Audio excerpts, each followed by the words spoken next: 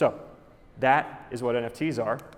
Why? Why is it that I wanted to do NFTs? Well, there's a few reasons, right? An existing community. So in May of 2020, as the walking project was ending, I got invited to make some art for an NFT project called Blipmap. And when I did that, I ended up doing the 4 food groups of New York: the pizza, the hot dog, the bagel, and the pretzel. Because my idea was I wanted to tie in the walking that I was doing with the NFT thing. Much in the same way, I wanted to tie the NFT thing in with the bagel reviews that I was doing.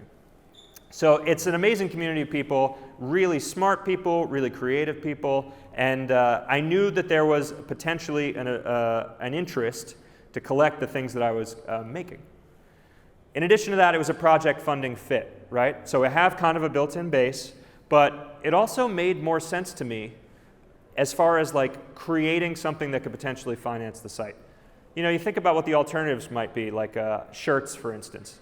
Well, with a shirt, there is like a degree of like production cost, and there's a high chance of wastefulness. Anything that you're making that's physical, and as I said at the start of the talk, I've done all sorts of different creative mediums.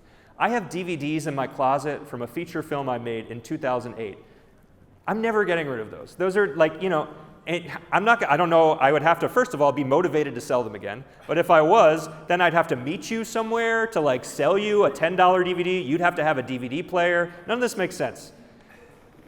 You know, so with the NFTs, there's no maintenance for the asset. There's no storage required for the asset.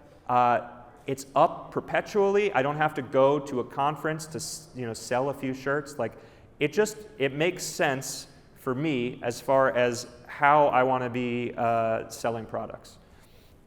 It's also the medium for me.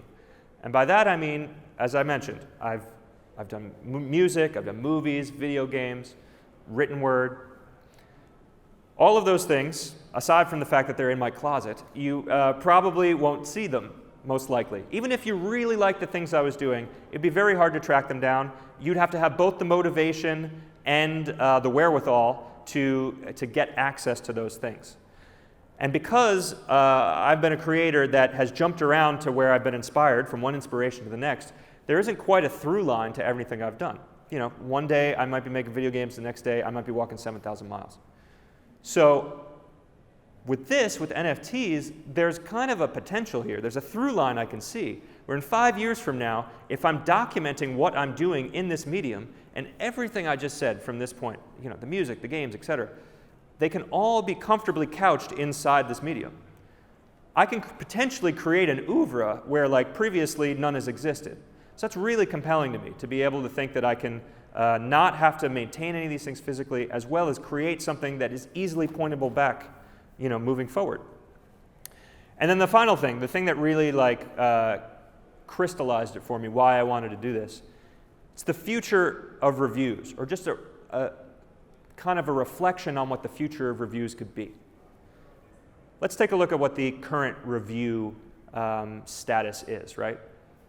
Web 2, so to speak. We have Yelp, we have Google, very popular review aggregators, you know. I had never used or had never provided a review to either of those platforms until just a couple months ago, after I had released the website. Buddy's bar of mine opened up, and I gave it a 5-star review because it's a good bar, but he's also my friend. And I was shocked at the level of positive affirmation I got from Google about that one action. I got emails every third day. Your review is doing great. 16 people saw it today. It's amazing. You should do more reviews. You're like, let's help build this community together. You can be like a real beacon for this city, you know? And the most you get out of that is a user score. You get a little clicker next to your name. Maybe if you do it 100 times, you're a city guide. You get a little crown next to your name, something like that. Maybe if you do it 1,000 times, maybe you can go to Time Out New York and say, hey, look, I've done this so many times. Can you please like maybe give me a little column where I can do that? And then after all that, you can actually start converting your effort into something that makes sense. With NFTs, you could potentially just totally undercut that whole thing. You can come up with something that's kind of quirky and subjective, like all the bagels in New York City, or the best sushi in San Francisco, or the best deep dish pizza in Chicago. come up with a website, take nice photos, put some thought into the reviews. People can use that site, and then if they like it, they can support it in the same way that you would buy a screen print from an artist.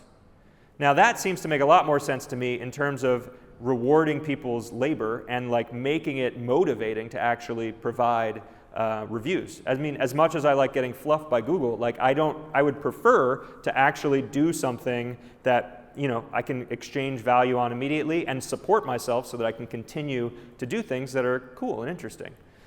I don't think what I'm doing is like the end-all version of what this will be, but I can see a future where a Yelp-esque platform emerges where you provide a review and you have the option, if you want, to tokenize that review, make it an NFT, and if you're an influencer, you could potentially sell it that way, or if you're just somebody that's really good at doing this one thing, you can build up a following without having to build a whole scaffolding for it like I did.